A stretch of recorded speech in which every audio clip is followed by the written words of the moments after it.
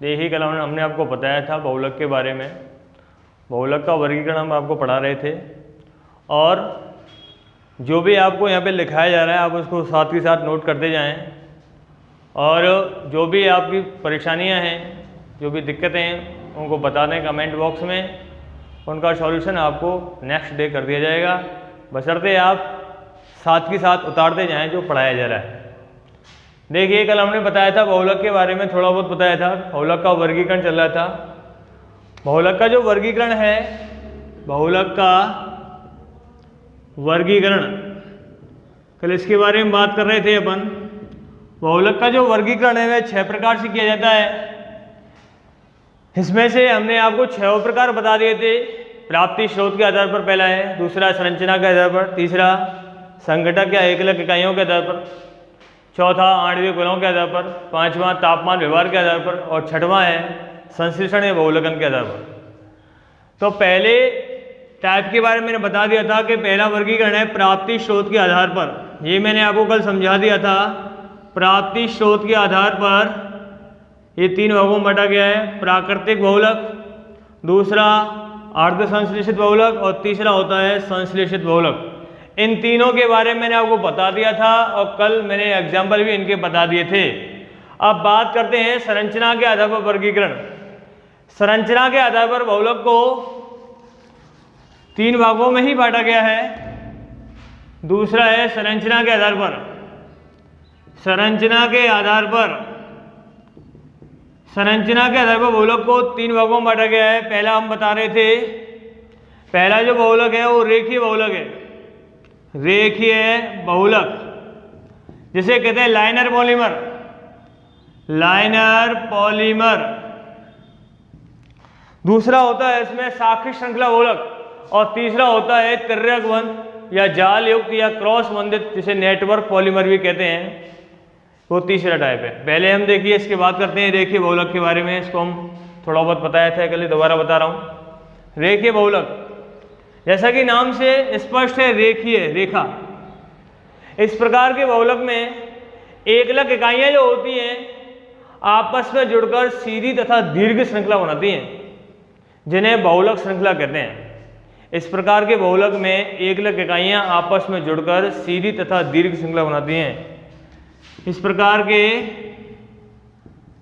बहुलक में एकलक इकाइयां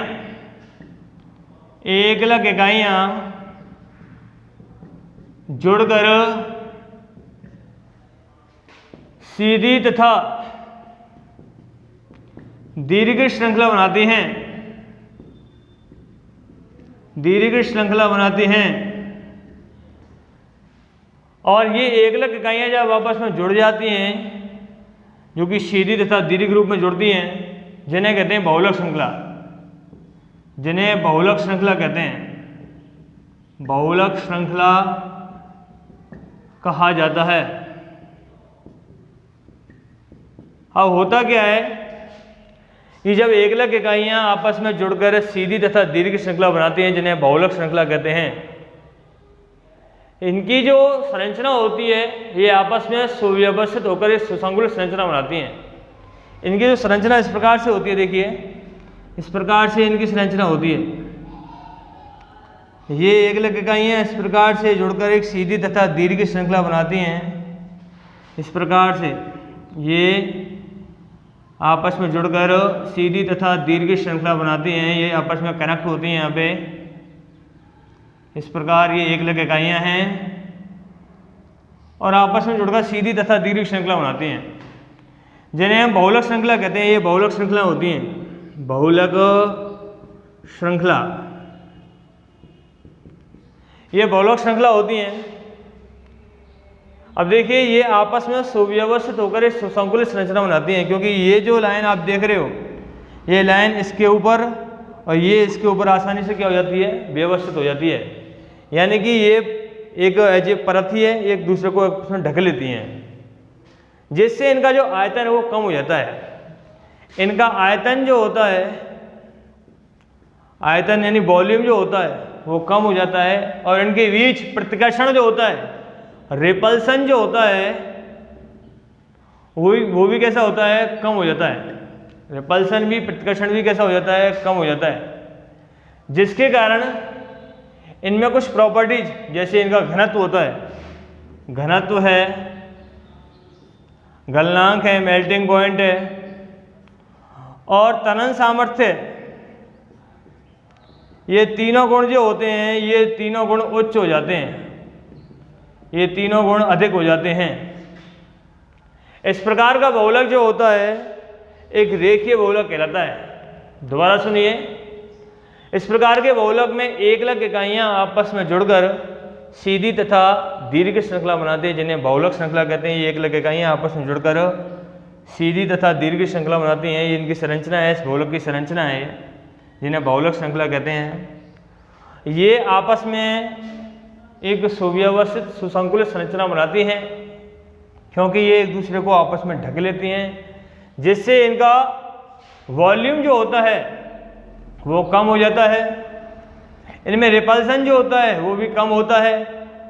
इनकी डेंसिटी जो होती है, घनत्व, मेल्टिंग पॉइंट जो होता है, गलनांक, और डक्टाइल जो स्ट्रेंथ होती है, जिसे हम DS कहते हैं, डक्टाइल स्ट्रेंथ, इन तीनों प्रॉपर्टीज में क्या हो जाती है, वृद्धि हो जाती है, ये अधिक हो जाते हैं। अब बात करते हैं इसके एग्जाम्पल के बारे में। इसका एग्जाम्पल होता है, इसका उदाहरण है, इसका उदाहरण उच्च घनत्व पॉलीथीन। इसका जो उदाहरण है वह है उच्च घनत्व पॉलीथीन।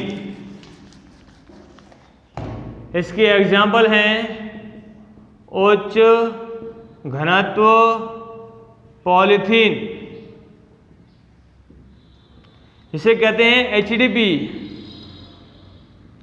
HDP में H का मतलब हाई, D का मतलब डेंसिटी, P का मतलब पॉली, और E का मतलब एथिन्स होता है, HDPE। और भी इसके एग्जाम्पल हैं। दूसरा एग्जाम्पल नायलॉन, नायलॉन भी इसका एग्जाम्पल है।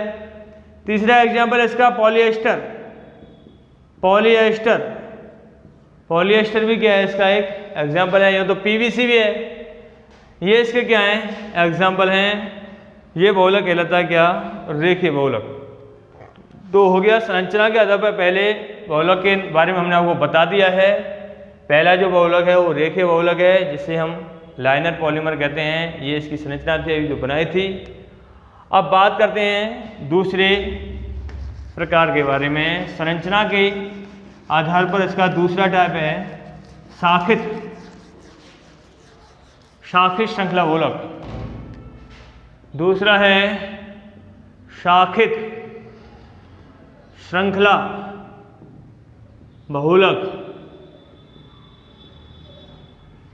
शाखित श्रृंखला बहुलक जिसे कहते हैं ब्रांचेड चेन पॉलीमर। इसके बारे में सुनिए क्या होता है। इस प्रकार के बहुलक में एकलक इकाइयां आपस में जुड़कर सीधी तथा दीर्घ श्रृंखला बनाती हैं, जिन्हें हम बहुलक श्रृंखला कहते हैं। उस बहुलक श्रृंखला को ही मुख्य श्रृंखला कहा जाता है। लेकिन उस मुख्य श्रृंखला से विभिन्न लंबाई की, जिनकी लंबाई फिक्स नहीं होती है, विभिन्न लंबाई की पार्श्व श्रृंखलाएं निकली हुई होती हैं, उनके साइड से श्रृंखला निकली होती हैं। इस बहुलक की जो संरचना होती है वो ठीक प्रकार से सुव्यवस्थित नहीं होती है, जिसके कारण इनकी जो प्रॉपर्टीज होती हैं, जैसे इनका घनत्व है, इनका जो गलनांक है, इनकी जो तनन सामर्थ्यता है, उसमें क्या जाती है, कमी आ जाती है। और एक बात, इनका जो वॉल्यूम होता है वो बढ़ जाता है और प्रतिकर्षण भी कैसा हो जाता है, हाई। देखिए इस प्रकार के बहुलक में एकलक इकाइयां, एकलक इकाइयां आपस में जुड़कर सीधी तथा दीर्घ श्रृंखला बनाती हैं, सीधी तथा दीर्घ श्रृंखला बनाती हैं, जिन्हें हम मुख्य श्रृंखला कहते हैं। जिन्हें क्या कहते हैं, मुख्य श्रृंखला कहते हैं, मुख्य श्रृंखला कहा जाता है। इस मुख्य श्रृंखला से विभिन्न लंबाई की, मुख्य श्रृंखला से, मुख्य श्रृंखला से विभिन्न लंबाई की, विभिन्न लंबाई की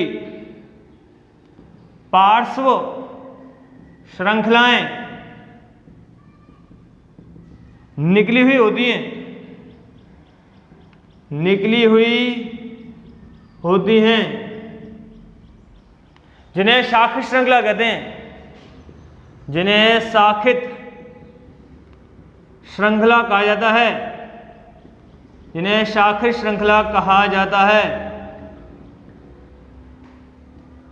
और इनकी जो संरचना होती है वह सुव्यवस्थित नहीं होती है। सुव्यवस्थित संरचना नहीं होती है तथा इनका जो आयतन होता है, आयतन अधिक होता है भाई, आयतन अधिक होता है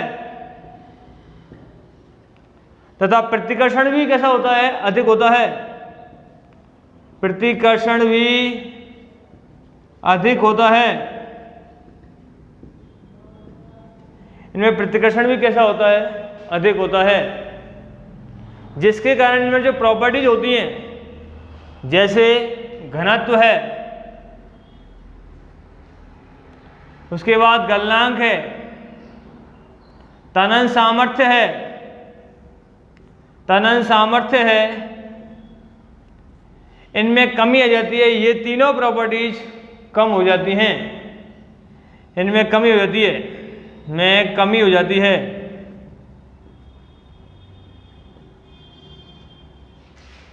इस प्रकार का बहुलक कहलाता है शाखित श्रृंखला बहुलक। दोबारा सुनिए, इस प्रकार के बहुलक में एकलक इकाइयां आपस में जुड़कर सीधी तथा दीर्घ श्रृंखला बनाती हैं, जिन्हें मुख्य श्रृंखला कहा जाता है।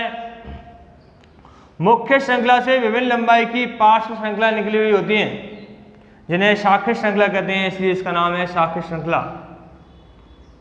इनकी जो संरचना होती है वह सुव्यवस्थित नहीं होती है। इनका जो वॉल्यूम होता है वह अधिक होता है, प्रतिकर्षण भी कैसा होता है, अधिक होता है। लेकिन जो तीन प्रॉपर्टीज हैं, डेंसिटी है, मेल्टिंग पॉइंट है और तनन सामर्थ्य है, इनमें क्या हो जाती है, कमी हो जाती है। इस प्रकार का बहुलक कहलाता है शाखित श्रृंखला बहुलक। संरचना देखिए, इसकी संरचना कैसी होती है। संरचना देखिए, इसकी संरचना के बारे में बात करता हूं। इसकी जो संरचना होती है वो इस प्रकार से होती है। एकलक इकाइयां इस प्रकार से होती हैं, इस प्रकार से। एकलक इकाइयां आपस में जुड़कर सीधी तथा दीर्घ श्रृंखला बनाती हैं। ये मैंने अभी आपको बताया था एक रेखीय बहुलक में, लेकिन इसमें थोड़ा सा चेंज है। वो चेंज इस प्रकार से है कि इसमें जो एकलक इकाई है जो आपस में जुड़ रही हैं, जो कि एक बहुलक श्रृंखला या मुख्य श्रृंखला बना रही हैं, ये बहुलक श्रृंखला ही है। इस बहुलक श्रृंखला को ही हम मुख्य श्रृंखला कहते हैं, मुख्य श्रृंखला, ये तीनों। लेकिन इसमें होता क्या है कि इसमें मुख्य श्रृंखला से विभिन्न लंबाई की पार्श्व श्रृंखला निकली हुई होती है। इस प्रकार से ये पार्श्व श्रृंखला निकली हुई होती हैं, इस प्रकार से निकली हुई होती हैं भाई। ये पार्श्व श्रृंखलाएं होती हैं जिनकी लंबाई जो होती है वो फिक्स नहीं होती है। इनकी लंबाई जो होती है बच्चों फिक्स नहीं होती है, विभिन्न लंबाई की पार्श्व श्रृंखलाएं। ऐसी ये शाखा हो गई, क्या हो गई, शाखा, इसलिए इन्हें शाखित श्रृंखला बहुलक कहा जाता है। और ये देखिए, ये शाखा जो होती है, जो शाखित है ये वाली, इनके कारण ये जो मुख्य श्रृंखला है इसके ऊपर ठीक प्रकार से व्यवस्थित नहीं हो पाती है, अतः इनकी संरचना जो होती है वह सुव्यवस्थित नहीं होती है।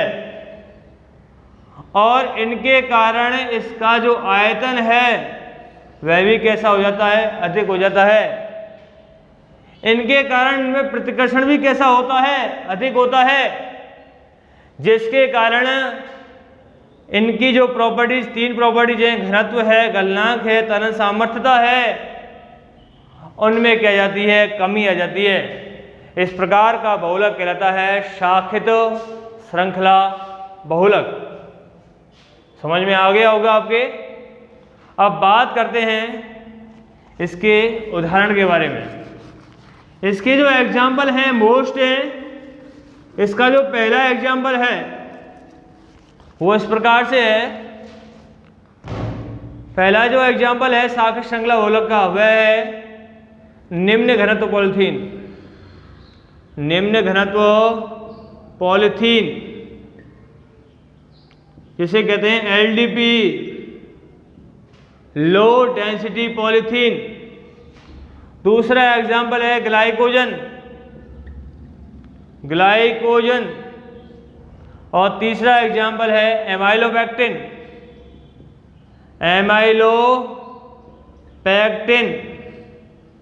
जो कि एक स्टार्च का अवयव होता है। स्टार्च में दो अवयव पाए जाते हैं, एमाइलोस और एमाइलोपेक्टिन। ये तीन इसके क्या हैं, उदाहरण हैं सापेक्ष श्रृंखला बहुलक के। पहला हो गया लो डेंसिटी पॉलीथीन, यानी इस प्रकार के बहुलक में जो घनत्व होता है उसमें क्या आती है, कमी आती है। क्या आती है, कमी। दूसरा है एग्जाम्पल ग्लाइकोजन और तीसरा है एमाइलोपेक्टिन। तीनों ही एग्जाम्पल मोस्ट हैं, कई बार पूछे गए हैं बोर्ड के अंतर्गत। ये हो गया आपका संरचना के आधार पर दूसरा टाइप। पहला हो गया रेखीय बहुलक, दूसरा हो गया सापेक्ष श्रृंखला बहुलक। तीसरा जो बहुलक होता है वो है तिर्यकबद्ध। तीसरा जो बहुलक है वह है तिर्यकबद्ध या जाल युक्त। संरचना के आधार पर पढ़ रहे अपन। तीसरा है तिर्यकबद्ध ऑब्लिक जाल युक्त ऑब्लिक क्रॉस बंधित, क्रॉस बंधित बहुलक। इसे हम नेटवर्क पॉलीमर भी कहते हैं। इसे हम नेटवर्क पॉलीमर भी कहते हैं। देखिए इसमें होता क्या है। इस प्रकार के बहुलक में क्या होता है, सुनिए। इस प्रकार के बहुलक में जो बहुलक श्रृंखलाएं होती हैं उनके बीच तिर्यकबंध पाए जाते हैं। तिर्यकबंध पाए जाने के कारण इसकी जो संरचना होती है ऐसे जाल युक्त होती है, एक जाल सा बन जाता है, इसलिए इसको कहते हैं जाल युक्त बहुलक। यानी बीच में बॉन्ड होते हैं जो कि कोवलेंट बॉन्ड होते हैं, सहसंयोजी बॉन्ड होते हैं, जिसके कारण यह बहुलक जो होता है कठोर होता है, दृढ़ होता है तथा भंगुर प्रकृति का होता है, यानी ब्रिटल होता है, टुकड़ों में टूट जाता है। और यह बहुलक किसी भी विलायक में विलय नहीं होता है तथा अन्य विलायकों को सोख लेता है। इस प्रकार का जो बहुलक होता है वह कहलाता है तिर्यकबद्ध या जाल युक्त या क्रॉस बंधित बहुलक। दोबारा सुनिए, इस प्रकार के बहुलक में बहुलक श्रृंखलाएं, बहुलक श्रृंखलाओं के बीच तिर्यकबंध पाए जाते हैं, तिर्यकबंध पाए जाते हैं। नेक्स्ट, तिर्यकबंध पाए जाने के कारण इनकी जो संरचना होती है जाल युक्त होती है। इनकी जो संरचना होती है जो जाल युक्त होती है, और यह बहुलक जो होता है कठोर होता है, दृढ़ होता है तथा भंगुर प्रकृति का होता है, ऐसे ब्रिटल होता है। ब्रिटल जानते होंगे आप, भंगुर का मतलब क्या होता है, ऐसे टुकड़ों में टूट जाना, टुकड़ों में टूटना। यह बहुलक टुकड़ों में टूट जाता है तथा यह किसी भी विलायक में विलय नहीं होता है।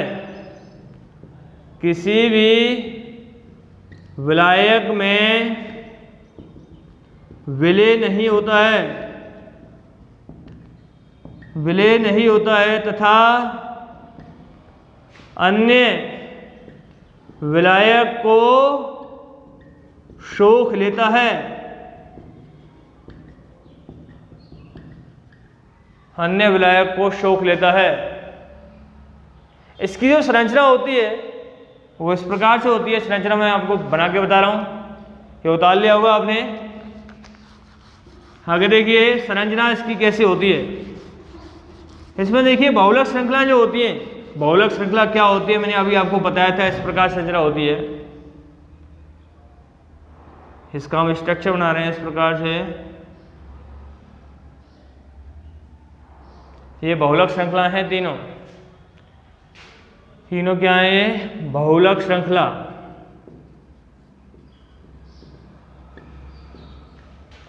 इनके बीच तिर्यकबंध पाए जाते हैं इस प्रकार से। ये तिर्यकबंध होते हैं इस प्रकार से, इनके बीच तिर्यकबंध पाए जाते हैं। तिर्यकबंध पाए जाने के कारण इनकी जो संरचना होती है एज ए जाल युक्त होती है। इनकी जो संरचना होती है जाल युक्त होती है, इसलिए यह बहुलक जो होता है कठोर हो जाता है, कठोर हो जाता है, दृढ़ हो जाता है, तथा इसकी जो प्रकृति हो जाती है एज ए भंगुर जैसी प्रकृति हो जाती है, यानी ये टुकड़ों में टूट जाता है। अब बात करते हैं ये बॉन्ड। ये जो बॉन्ड होते हैं ये कोवलेंट बॉन्ड होते हैं। ये कोवलेंट बॉन्ड होते हैं यानी सहसंयोजी बॉन्ड होते हैं, सहसंयोजी बंध होते हैं। इस प्रकार का विलायक, इस प्रकार का बहुलक जो होता है किसी भी विलायक में विलय नहीं होता है और अन्य विलायक को भी सोख लेता है। बात करते हैं इसके एग्जाम्पल के बारे में। इसके जो उदाहरण हैं वो इस प्रकार से हैं। इसके जो एग्जाम्पल हैं वो इस प्रकार से हैं। देखिए इसके एग्जाम्पल के बारे में बात करते हैं। इसका जो पहला एग्जाम्पल है वो है bakelite plastic. Bakelite plastic, bakelite plastic जो होती है वो इसी में आती है। बेकेलाइट प्लास्टिक भंगुर होती है, टुकड़ों में टूट जाती है। दूसरा इसका एग्जाम्पल है melamine formaldehyde, melamine formaldehyde, formaldehyde resin. और तीसरा एग्जाम्पल है urea formaldehyde, urea formaldehyde, urea formaldehyde resin. ये तीन इसके एग्जाम्पल हैं। वेरी वेरी मोस्ट हैं ये एग्जाम्पल, काफ़ी बार पूछे भी गए हैं, इसलिए आप एग्जाम्पल पे ज़्यादा फोकस करें। और बोर्ड में ज़्यादातर एग्जाम्पल ही पूछे जाते हैं और मैंने इनकी संरचना भी आपको बना के बता दी है। ये आपका बहुलक हुआ तिर्यकबद्ध या जाल युक्त या क्रॉस बंधित बहुलक, जिसे हम नेटवर्क बहुलक भी कहते हैं। ये हो गई आपकी संरचना के आधार पर। पहला हो गया आपका वर्गीकरण प्राप्ति स्रोत के आधार पर। तीन भाग बता दिए मैंने उसके। प्राप्ति स्रोत के आधार पर से तीन भागों में बांटा गया है, प्राकृतिक बहुलक, अर्ध संश्लेषित बहुलक और संश्लेषित बहुलक। ये मैंने कल बता दिए थे। आज मैं आपको बताया है संरचना के आधार पर बहुलक को तीन भागों में बांटा गया है। पहला है रेखीय बहुलक, दूसरा है साक्ष्य श्रृंखला बहुलक और तीसरा है तिर्यकबद्ध या क्रॉस बंधित या जाल युक्त, इसे कहते हैं नेटवर्क पॉलीमर। क्या कहते हैं? Network polymer. और इन तीनों के मैंने आपको संरचना बना दी है बोर्ड पर और तीनों के मैंने आपको क्या बता दिए हैं? एग्जाम्पल बता दिए हैं। मोस्ट एग्जाम्पल ही हैं, ज़्यादातर एग्जाम्पल ही पूछे जाते हैं। एग्जाम्पल पे ज़्यादा फोकस करें। अब बात करते हैं आगे की। देखिए बहुलक का वर्गीकरण पढ़ रहे हैं हम। तीसरे प्रकार से वर्गीकरण हमने आपको कल बताया था, संघटक या एकलक इकाइयों के आधार पर। देखिए भाई, वर्गीकरण का तीसरा टाइप है संघटक या एकलक इकाइयों के आधार पर। तीसरा है संघटक या एकलक इकाइयों के आधार पर बहुलक को दो भागों में बांटा गया है। तीसरा है संघटक ऑब्लिक एकलक इकाइयों के आधार पर। देखिए संघटक या एकलक इकाइयों के आधार पर बहुलक को दो भागों में बांटा गया है। बहुलक को दो भागों में बांटा गया है। पहला है समबहुलक और दूसरा है विषम बहुलक। इसे दो भागों में बांटा गया है। पहला है सम और दूसरा है विषम, जिसे हम सह भी कहते हैं, कोपॉलीमर। इसे कहते हैं होमोपॉलीमर, इसे कहते हैं हेट्रोपॉलीमर, या फिर इसको कहा जाता है कोपॉलीमर। बात करते हैं पहले बहुलक की, समबहुलक की, इसके बारे में बताते हैं। देखिए पहला है इसका टाइप समबहुलक, होमोपॉलीमर। होमोपॉलीमर जैसा कि नाम से स्पष्ट है। इस प्रकार के बहुलक में एकलक इकाइयां जो होती हैं सम का मतलब समान होती हैं। इस प्रकार के बहुलक में एकलक इकाइयां जो प्रयुक्त होती हैं, एकलक इकाइयां समान होती हैं। एकलक इकाइयां कैसी होती हैं? समान होती हैं। जितनी भी इकाई आप काम में ले रहे हो समान प्रकार की इकाइयां होती हैं। इस प्रकार का बहुलक कहलाता है समबहुलक। और इसमें किसी भी छोटे अणु का निष्कासन नहीं होता है, सभी इकाइयां जुड़ जाती हैं और जुड़ने के पश्चात अपन को एक प्रोडक्ट प्राप्त होता है। इसके जो एग्जाम्पल हैं वो एग्जाम्पल इस प्रकार से हैं। एग्जाम्पल पॉलीथीन है। एथीन से क्या बनता है? पॉलीथीन। पॉलीएक्रिलोनाइट्राइल है। पीवीसी पॉलीविनाइल क्लोराइड है।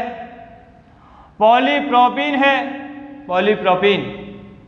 नेक्स्ट पीटीएफई है, पीटीएफई। नेक्स्ट पॉलीस्टाइरीन है, पॉलीस्टाइरीन। ये इसके क्या है? कुछ एग्जाम्पल यहाँ हैं। जैसे मैं आपको एक आध को बताता हूँ, अभी करके देखिए। पहले एग्जाम्पल को समझिए। एग्जाम्पल देखिए, CH2 डबल बॉन्ड CH2, ये होता है एथीन। क्या है?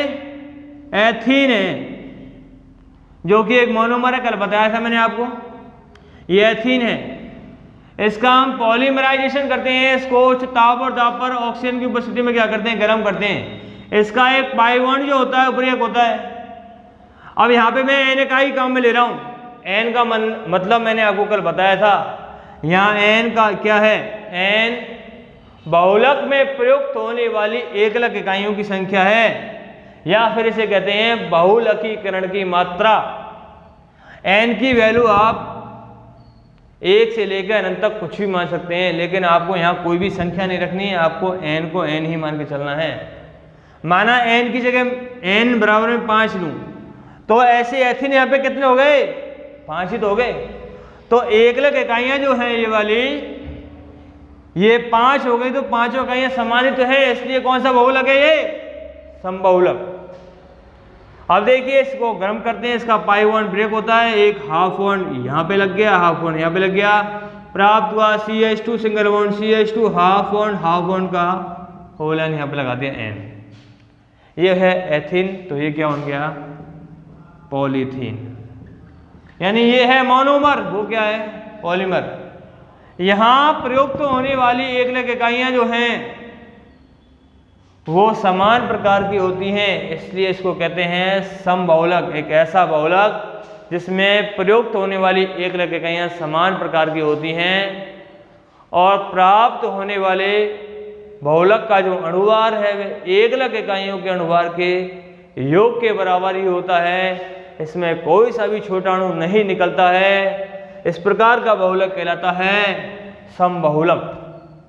ये पहला एग्जाम्पल मैंने आपको करके दिखाया है। एथीन से क्या बना है? पॉलीथीन। या फिर स्टायरीन से क्या बन जाता है? पॉलीस्टायरीन। ये स्टायरीन हो गया। इसकी एन इकाई काम में ले रहे हैं, इसे अपन गर्म करते हैं। स्टायरीन है स्टायरीन, इसे उच्च ताप और दाब पर गर्म करते हैं। इसका वही पाई बॉन्ड ब्रेक होता है, ये प्राप्त हो गया पॉलीस्टायरीन। देखिए CH सिंगल बॉन्ड रह गया यहाँ पे, CH2 हाफ बॉन्ड यहाँ पे, हाफ बॉन्ड यहाँ पर, और यहाँ पे लगा दिया अपन ने N। तो ये स्टायरीन हो गया। वो क्या हो गया? पॉलीस्टायरीन। ये मोनोमर है, वो क्या है? पॉलीमर है। तो इस प्रकार ये बहुलक हो गया। कौन सा बहुलक हो गया? समबहुलक जिसे कहते हैं। होमो का मतलब है ये समान से होता है, यानी एकलक इकाइयाँ कैसी होती हैं, इसमें समान होती हैं। नेक्स्ट दूसरा है विषम बहुलक। देखिए इसमें क्या होता है, विषम बहुलक संघटक या एकलक इकाइयों के आधार पर इसका दूसरा प्रकार है विषम बहुलक, जिसे हम सह बहुलक भी कहते हैं। इसे कहते हैं हेट्रो या कहते हैं कोपॉलीमर। हेट्रो या कोपॉलीमर, जैसा कि नाम से स्पष्ट है, देखिए एक ऐसा बहुलक जिसमें प्रयुक्त होने वाली एकलक इकाइयाँ समान प्रकार की नहीं होती हैं, भिन्न भिन्न होती हैं। विषम का मतलब अलग अलग प्रकार की होती है, भिन्न भिन्न प्रकार की होती हैं, ऐसा बहुलक कहलाता है। कौन सा बहुलक, विषम बहुलक। इसमें प्रयुक्त एकलक इकाइयाँ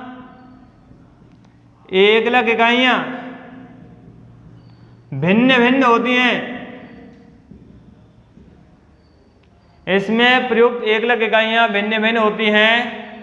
ऐसा बहुलक जो होता है वो क्या कहलाता है, विषम या सह बहुलक। और इस प्रकार के बहुलक में एक छोटे अणु का क्या होता है, निष्कासन होता है, और इसमें प्राप्त होने वाले बहुलक का जो अणुभार होता है वह एकलक इकाइयों के अणुभार की तुलना में कम होता है। इसके जो एग्जाम्पल हैं वो इस प्रकार से हैं। पहला जो एग्जाम्पल है वो नायलॉन 6 होता है, नायलॉन 6। दूसरा एग्जाम्पल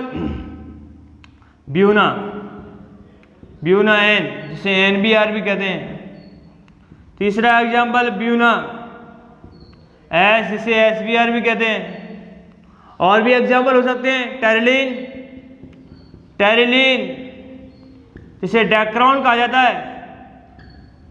टेरिलीन जिसे हम क्या कहते हैं, डेक्रॉन, एक पॉलीएस्टर है, ये पॉलीएमाइड है। इसमें नायलॉन 26 भी हो सकता है, नायलॉन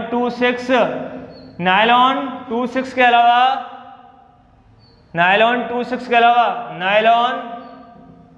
610 भी हो सकता है। ये इसके क्या हैं, एग्जाम्पल हैं। देखिए इसमें एकलक इकाइयाँ भिन्न भिन्न होती हैं और इसमें छोटे अणु का निष्कासन होता है अधिकतर कंडीशन में, और इसमें प्राप्त होने वाले बहुलक का अणुभार जो होता है वह एकलक इकाइयों के अणुभार की तुलना में कम होता है। मेन इसके एग्जाम्पल हैं, ये मोस्ट हैं, नायलॉन 6 है, नायलॉन 26 है या नायलॉन 610 है, ब्यूना एन या जिसे हम NBR कहते हैं, ब्यूना एस जिसे हम SBR कहते हैं, टेरिलीन जिसे हम दूसरी भाषा में डेक्रॉन भी कहते हैं। ये विषम या सह बहुलक के क्या हैं, एग्जाम्पल हैं। अब देखिए एक चीज़ मैं आपको एग्जाम्पल को समझाऊंगा यहाँ पे, इसमें आपको पता पड़ जाएगा कि इसको हम विषम बहुलक क्यों कह रहे हैं, इसमें एकलक इकाइयाँ भिन्न भिन्न कैसे होती हैं। पहला एग्जाम्पल लेते हैं हम इसको समझाने का प्रयास करते हैं, नायलॉन 6 को। देखिए नायलॉन 6 क्या होता है। नायलॉन 6 जो होता है, पहला जो एग्जाम्पल है नायलॉन 6 है। एग्जाम्पल नंबर फर्स्ट देखिए, नायलॉन 6 नायलॉन 6। इसमें प्रयुक्त एकलक इकाइयाँ जो होती हैं वो दो प्रकार की होती हैं। एकलक इकाइयाँ इसमें दो प्रकार की होती हैं। कौन कौन सी होती हैं? पहली एकलक इकाई होती है हेक्सामेथिलीन डाइएमीन। Hexamethylene diamine. और दूसरी एकलक इकाई होती है टेट्रामेथिलीन डाइकार्बोक्सिलिक अम्ल। टेट्रामेथिलीन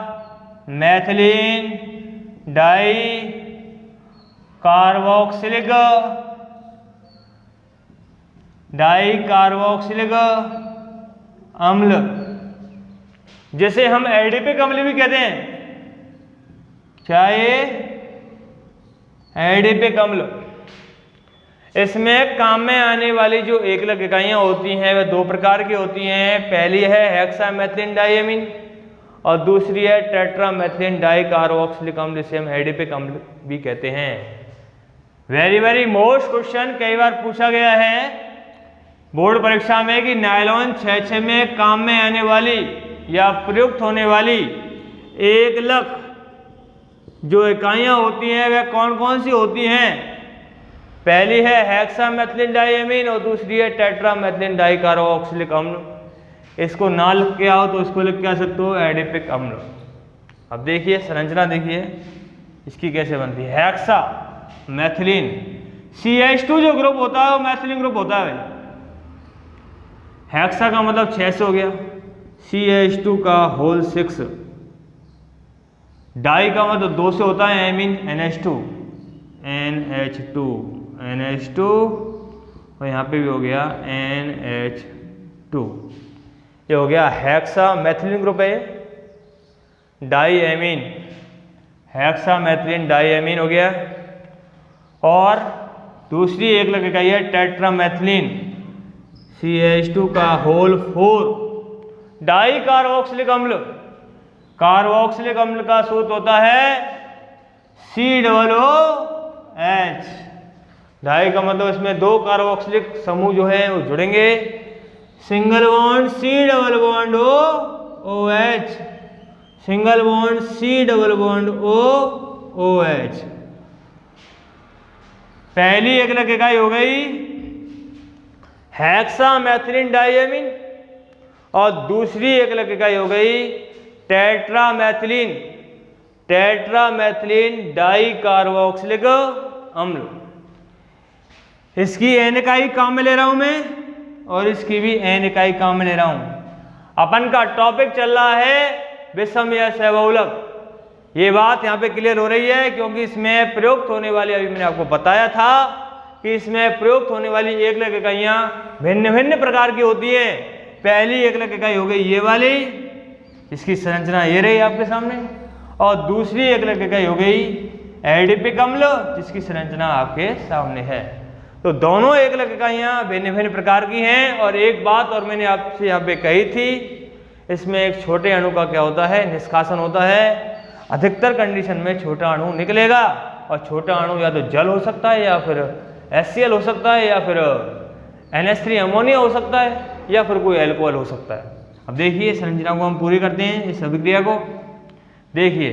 इन दोनों की रिएक्शन हो रही है, यहाँ से गया OH और यहाँ से गया H और OH दोनों मिलके क्या बना लेंगे, एक जल का मॉलिक्यूल बन गया क्या, H2O। H2O हो गया क्या, भार। यानी कि जल के N मॉलिक्यूल क्या हो गए, बाहर निकल गए। अब देखिए N किससे जुड़ेगा, C से। उसके पश्चात एक बात और बता दूं यहाँ पे, देखिए ये हेक्सामेथिलीन डाइएमीन है, इसके साइड में मैं इकाई जोड़ूंगा यहाँ पे, तो दूसरी इकाई जोड़नी पड़ेगी कौन सी, एडिपिक अम्ल वाली। और ये एडिपिक अम्ल है यानी टेट्रामेथिलीन डाइकार्बोक्सिलिक अम्ल है, इसके साइड में मैं इकाई जोड़ूंगा तो इसके अपोजिट जोड़नी होगी। कौन सी अपोजिट इकाई है, हेक्सामेथिलीन डाइएमीन। तो देखिए इसके साइड में जुड़ेगा एडिपिक अम्ल और इसके साइड में जुड़ेगा क्या, हेक्सामेथिलीन डाइएमीन। ऐसा करेंगे तो यहाँ से क्या निकल जाएगा, देखिए H और यहाँ से क्या निकल जाएगा, OH। प्राप्त क्या होता है, देखिए ये हाफ बॉन्ड बचेगा यहाँ पे, हाफ N ऊपर H, सिंगल बॉन्ड CH2 का होल 6, सिंगल बॉन्ड N ऊपर H, ये N जुड़ेगा C से, ऊपर है डबल बॉन्ड O, CH2 का होल 4, CH2 का whole 4, single bond C double bond O, half bond रह गया यहाँ पे, ये हाफ बॉन्ड चला गया और ये क्या हो जाएगा, यहाँ पे क्या लिख दूंगा, N। ये जो अपन के सामने एक प्रोडक्ट बन रहा है यही क्या है, नायलॉन 6-6। इसको क्या कहते हैं, नायलॉन 6-6। ये नायलॉन 6-6 है। ये जो देखिए एक बात तो बताऊं यहाँ पे आपको, ये जो NHCO जो है, ये वाली जिसको मैं ब्रैकेट में बंद कर रहा हूँ, ये वाला जो ग्रुप है NHCO, ये एक पॉलीएमाइड या पॉलीपेप्टाइड समूह है। ये पॉलीएमाइड या पॉलीपेप्टाइड समूह है, जिसे हम पॉलीपेप्टाइड या पॉलीएमाइड बंध के नाम से भी जानते हैं। आगे देखिए, इसमें प्रयुक्त एकलक इकाई कौन कौन सी होगी? हेक्सामेथिलीन डाइएमीन और दूसरी एकलक इकाई होगी टेट्रामेथिलीन डाइकार्बोक्सिलिक अम्ल, जिसे कहते हैं एडीपिक अम्ल। ये हेक्सामेथिलीन डाइएमीन की संरचना ये है और ये टेट्रामेथिलीन डाइकार्बोक्सिलिक अम्ल यानी एडीपिक अम्ल की संरचना है। दोनों को जोड़ दिया, इनके बीच में से क्या निकल गया? H2 निकल गया। ये N जुड़ गया C से, ये जुड़ गया।